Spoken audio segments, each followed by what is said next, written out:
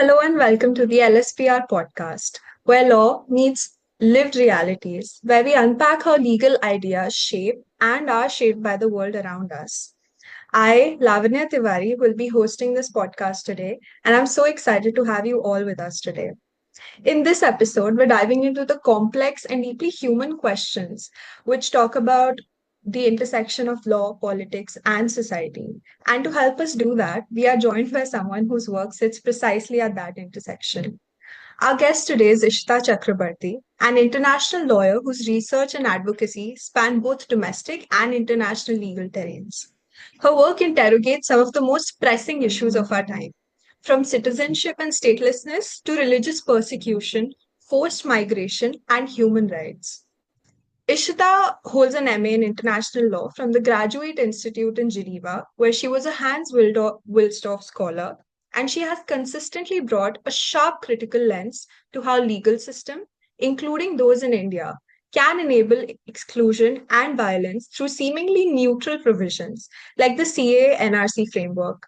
Today, we're going to talk about how law constructs borders, not just physical ones, but social and legal ones as well, and what it means to belong, to be counted, and to be heard. So, without further ado, Ishita, welcome to the podcast. It's such a pleasure to have you here.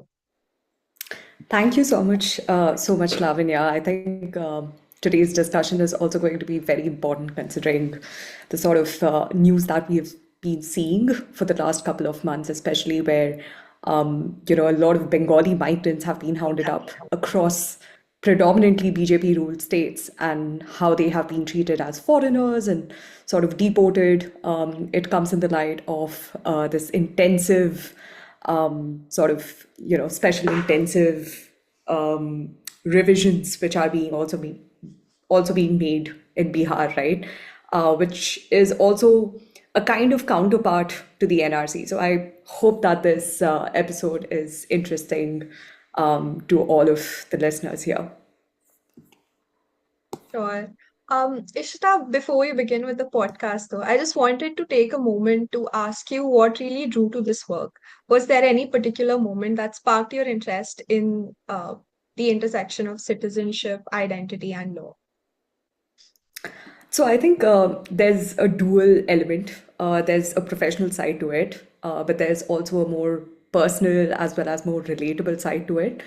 The professional side is that I had just started working with Quill Foundation, which happens to be this organization based out of Delhi that was working on human rights for predominantly the marginalized and vulnerable populations, right? And it was around the same time that the Citizenship Amendment Bill of 2019 was introduced, and subsequently it was given the assent to what it became, right, the CA. And there was a lot of violence, especially against student protesters from minority institutions, particularly AMU and Jamia. And a lot of my colleagues were sort of assisting student protesters who had been targeted by excessive use of police force. So there was that side to it. It's kind of the moment which sort of inspired me to look further into what exactly citizenship constituted of. And the more personal side to it is the fact that my own grandmother happened to be a Hindu immigrant who had migrated from Sylhet, which happens to be this province in the northeastern part of Bangladesh. And when she came, she practically came without pretty much any documentation, right? So it sort of just puts me into contemplating at a more relatable level that what perhaps could have been if, let's say, she had entered into the wrong state, or let's say if she held a slightly different religious identity. And growing up, these terms like, we used to use a lot of colloquial terms like Khoti, Bangal, Pati, which sort of acknowledges the multiple partitions that Bengal has been through, right? It normalizes the intermixing of Bangals, who are people who have come in from East Pakistan or Purbo Bengal, and the people who found themselves apparently on the right side of the border.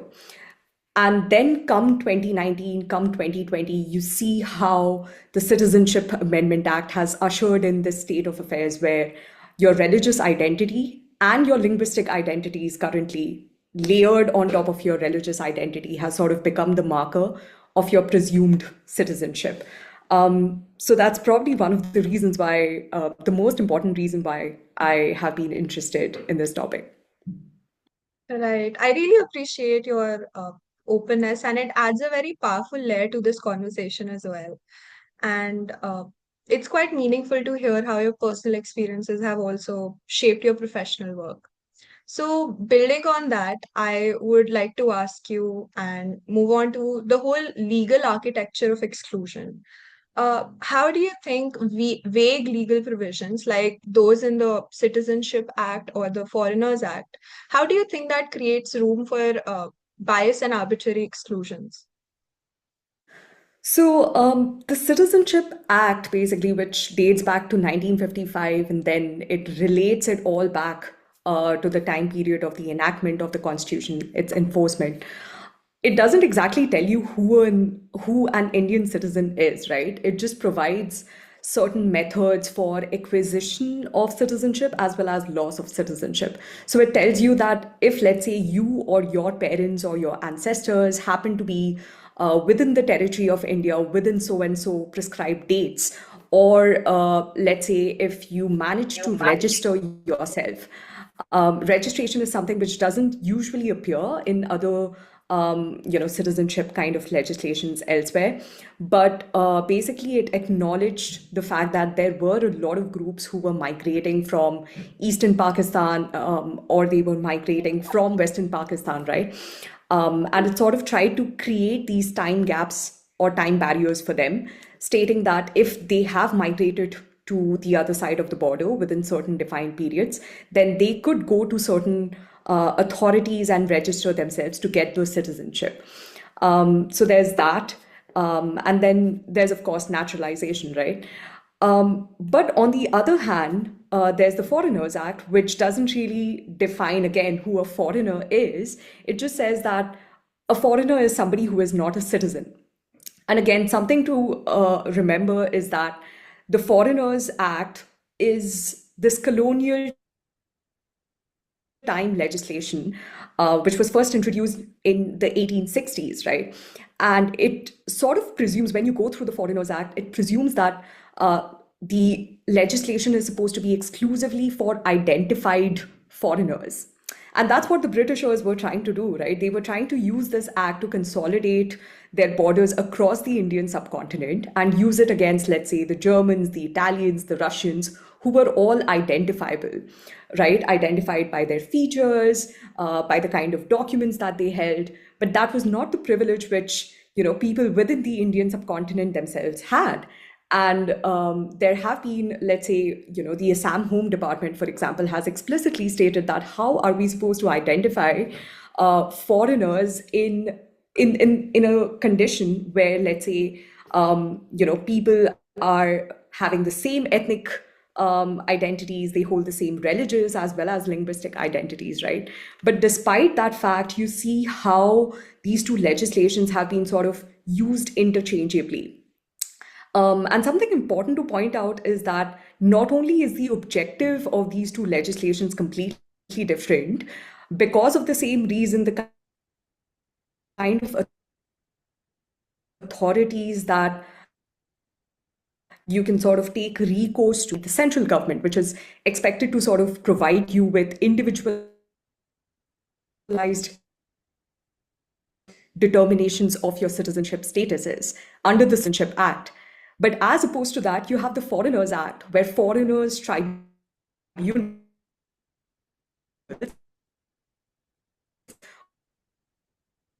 which were established.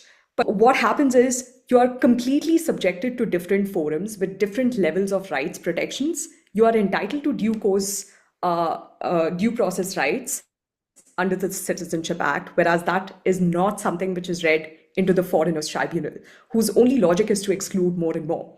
And the Foreigners Act also has provisions which says that this foreigner might have even obtained Indian documents, right? Just like any other Indian citizen has, which basically means that no matter what proof you do happen to produce, no matter which documents you happen to produce, there will always be this doubt which is cast on you.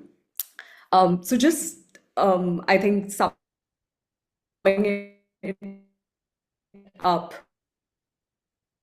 using these two interchangeable manner allows for a lot of discretion, right? And in a country which is particularly divided along, let's say, ethnic lines, religious lines, linguistic lines, it allows these officials to sort of exercise that broad discretion to say that we are trying to just exclude a foreigner for the reasons that he does not hold any documentation.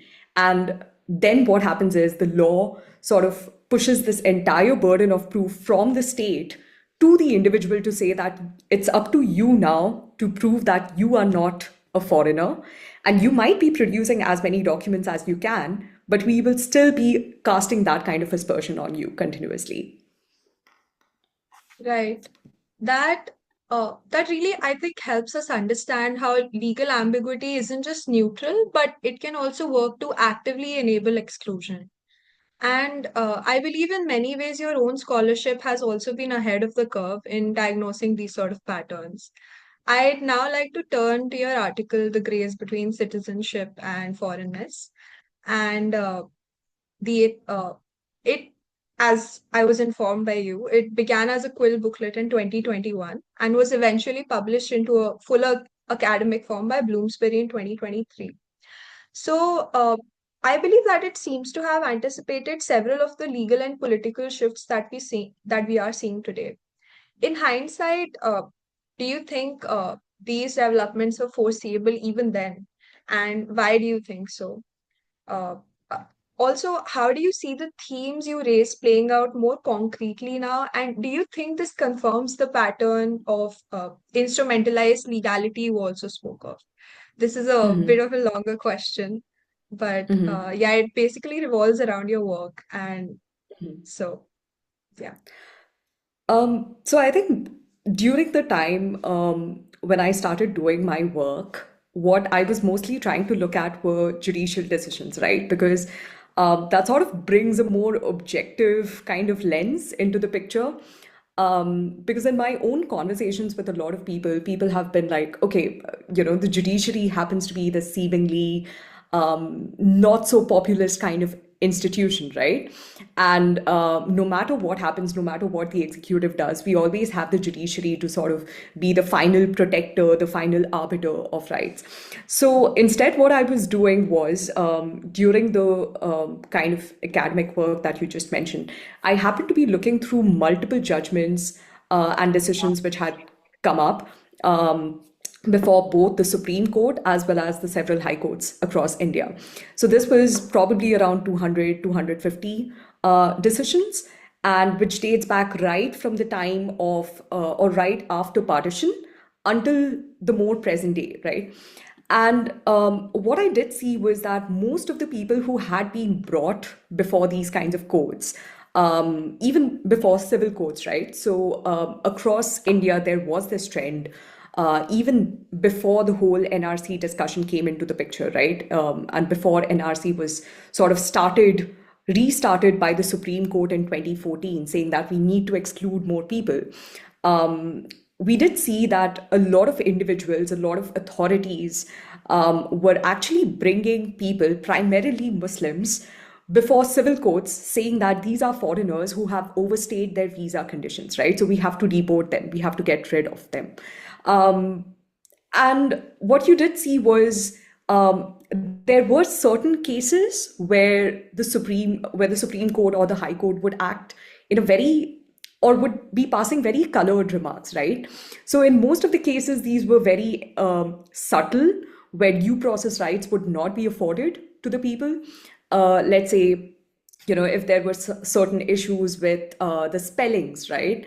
Or if the individual had not mentioned the place of their birth or the place where they were married. So people were being excluded with just those kind of minor technical discrepancies. But there were cases where, for example, I recollect this 2003 case, which is called Chetan Dutt versus Union of India, right? Where the Delhi High Court basically had this case before it where the police superintendent said that, all of these people living in the Juki area, they are apparently, it's a collective of illegal immigrants who have come in from Bangladesh, right? So these are all foreigners who have to be let go. And there was absolutely no proof which was produced on the behalf of the state saying that these are foreigners, right? But you see, the Delhi High Court acted with such expediency where it was like, oh, you're absolutely right. In fact, what we should be doing is asking the executive to sort of make an action plan where we would be deporting 200, 300, 400 people every month, right? Because these are people who are sort of drawing on our resources. And they are, they have even collected voter ID cards and ration cards. So you see this trend of voter ID cards and ration cards being suspect from that time onwards, right? The only difference I would say between those kinds of cases and what is currently happening is that right now it's happening with a more systematicity. It's happening with more intensity and across a lot of states, right? So it's happening in a more widespread manner. Whereas at that period of time, it was more individualized cases in which you could see this kind of a phenomenon. There have also been cases in Gujarat, in Rajasthan. It could be an individual who was picked up and just sort of dropped off at this outpost with Pakistan, right? And this individual comes back and says, hey, but I was already determined to be a citizen, so why am I being treated as a foreigner?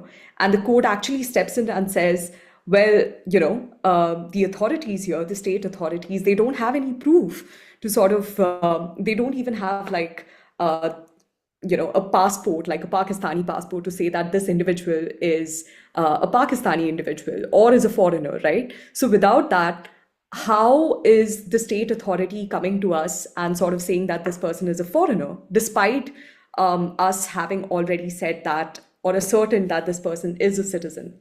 So you also see those kinds of progressive cases, right? But right now, I would say what has happened is that national security and this whole issue of supposedly Islamic fundamentalism gaining power, and this whole idea that the 2014 court happened to say that there's an influx, there's an infiltration coming in, trying to realize their idea of Islamic fundamentalism and a separate state. That sort of really creeped into the judicial mentality, is what I would say.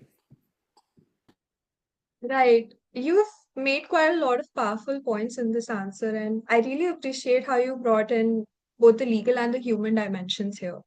So, I believe this brings us to how these legislative developments are not just legal in nature, but also largely embedded in the deeper social narratives about belonging and identity. I think one of the clearest ways that this plays out is through how borders and the people crossing them are framed in public and political discourse. So, with that, I would now like to ask you, by moving on to the borders, uh, I would like to ask you about the questions of race, religion, and imagined national identity that inadvertently becomes a part of the equation. Why is the Bangladeshi Muslim migration framed as a threat while Nepali or perhaps Bhutanese migration is not? So I think the easy answer and the short answer to say to this is that it's possibly easy to scapegoat Muslims, and especially those who are presumably coming in from Bangladesh, which happens to be our neighboring state, right? Um, so the reason why it is easy to scapegoat Muslims is again this assumed repetition of partition, which was effectively seen as an act of self-determination by Muslims in the Indian subcontinent, right? And this is something which has been running right around from, let's say, the Constitutional Assembly debates, when a lot of members actually express their fears of Muslim refugees who are three times the numbers of those entering from the other side of the border, from the Pakistan side of the border, and changing the demography of these border states, right? So I would say that it pretty much plays on the public's fears, the fears of a repetition of partition era violence, the fears of loss of territorial control, the possibility of being driven away from one's homes, and admittedly, the lack of an effective border control, which again, it has nothing to do with the fact that the BSF is acting very leniently, right? In fact, the BSF, there are a number of NGOs which specifically work on the way that BSF reproduces, the violence which they do within the borders externally, right? So there have been reports of detentions, extrajudicial killings, and so on and so forth. But what it does is say that this lack of effective border control, it kind of removes the protections from the individual on that ground, right? So the fact that 400 kilometers of the Indian borderlands have not been sort of fenced, right? Instead of the state saying that we are committed to fix the system, there have been proposals for removing individuals more and more. So for me, I think that is one of the reasons why it is easier to scapegoat Muslims and practically Bangladeshi Muslims, because the Western borders are relatively more secured as compared to the eastern side of the borders, right? Right. That's a really compelling analysis of how selective threat perceptions are constructed, especially in ways that align with religion and region. And it's also interesting because it seems like this question isn't just about protecting borders, but also about protecting a particular idea of who belongs. So I want to build on to that by asking, would you say India's border and citizenship policies reflect more than just national security, perhaps a moral panic around identity? Absolutely. And I think that is what sort of lends onto the national security discourse, right? You're connecting national security to immigration, you're connecting national security to a specific religious identity and sort of playing along with it. There's, in fact, I mean, you see this not only within the executive coming and saying something, you don't see this just as a random politician who's making, comparisons between Muslim illegal immigrants, right? They don't sort of spell out the full word. What they instead use is these coded kind of languages where they distinguish Hindu refugees coming in from Bangladesh versus illegal immigrants, right? But sort of, I Right. mean, it's kind of a presumed thing that who is the person or who is the identity, who is the collective which is sort of othered from here. And there is absolutely no evidence to sort of back it up, right? So you see all of these cases, the case that I mentioned about Chetan Dutt, where practically it was just an affidavit of the superintendent of police being submitted before the court and being accepted, just to say that we need to drive out these people more and more.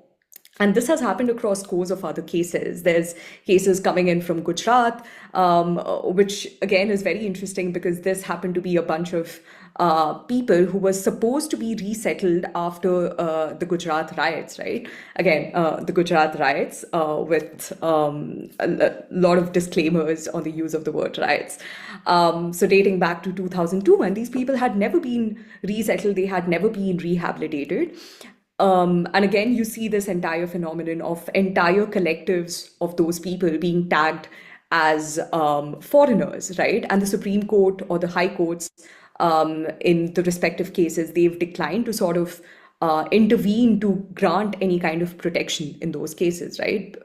Because as soon as you hear the word national security, I believe that everything else stops. You don't have to submit any further proof. You don't have to submit any further evidence. In Assam, the way it has played out is that once you talk about national security, the state is not even expected to participate in any of these proceedings, right? The court can go ahead and give ex parte decisions. There have been so many cases where, again, the state has not appeared in the proceedings, right? They have not appeared in the citizenship related proceedings. And instead, what they've done is bring cases to the foreigners tribunals. So the foreigners tribunal stepped in and they excluded the individual, saying that we are special courts, so we have special mandates, and being or operating under a special law, we sort of have this higher say when it comes to whether or not a person is a foreigner, right? So you're sidelining all due processes just once you've said that this happens to be a national security issue. Everything else is sort of sidelined, right? You can be detained, you can be deported, your citizenship can be taken away from you. And I think what it sort of also broadly reflects, and I'll stop at that, but what it sort of broadly also reflects is this apathy in general around citizenship questions, right? Like we do Right. speak of Hannah Arendt, where she says, oh, citizenship is the right to have rights, without even fully realizing what that sort of really encompasses. Yeah. Uh, I would really love to pick up on what you said about the case that you cited. I think Chetan, what was it again? Chetan? It was called Chetan Dutt versus Union of Yes. India. Yes, I'd love to pick up on what you said regarding that case. Uh, could you perhaps, like, building on that, I also wanted to ask, would you say that India's refugee point is more strategic than principled? Because that brings us to, I think, yet another critical facet of this conversation regarding how India responds to people seeking refugee. While citizenship debates often grab headlines, the country's stance on refugees reveals, I believe, just as much about its priorities and value. So, how would you respond to that? Um, so I personally feel, and I know that there's this huge distinction which is made, at least when it comes to international law, between citizenship, between refugees, between potential asylum seekers, and so on and so forth, right? There's also this concept of migration, which is purely sort of restricted to economic migrants, vis-a-vis, let's say, asylum seekers. But in India, all of this happens to be just clubbed together, right? We don't have any specific refugee policy. We are not party to the Refugee Convention of 1951, which is also one of the reasons India can come out and say that we are not obliged to sort of implement any kind of legislation which corresponds to that convention. We are not supposed to be, treating Rohingya refugees, for example, in a more human way. What I do feel is that, I mean, you asked the question whether India's refugee policy is more strategic than principled. My question to you would instead be like strategic for whom, right? Because I Right. feel that there was a certain point in time when India, of course, had this policy of, for example, recognizing Tibetans, of recognizing Sri Lankan refugees as refugees, right? So these certain sects of refugees were being directly accorded that refugee status by the Indian government. Whereas traditionally, what has happened is the practice is that the rest of the refugees, which includes refugees coming in from Myanmar, coming in from Afghanistan, they have been subjected to, the determination process is sort of left to the UNHCR. And there was this implicit kind of understanding between the government and between UNHCR that those who are determined as refugees by UNHCR would also be sort of acceptable to the government, right? But when it comes to certain exceptions, those exceptional categories like Bangladeshi illegal immigrants, or when it comes to this category of Rohingyas, right, the stance has been completely different. So I would say that strategic, perhaps to an extent, but right now it's also being colored by visions of, the religious identity. There is nothing, for example, to say that a Rohingya refugee is a criminal or is a threat to the national order, right? But we do have, for example, despite these kinds of preliminary decisions coming in from the International Court of Justice, which has found that there's plausible evidence to say that Myanmar has been committing genocide against Rohingyas, right? We don't have that kind of human approach to the inflow of Rohingya refugees. Or when it comes to Bangladeshi illegal immigrants, quote unquote, we don't have the system to sort of distinguish between those who are coming here purely for economic reasons versus those who might have actual vulnerabilities, right?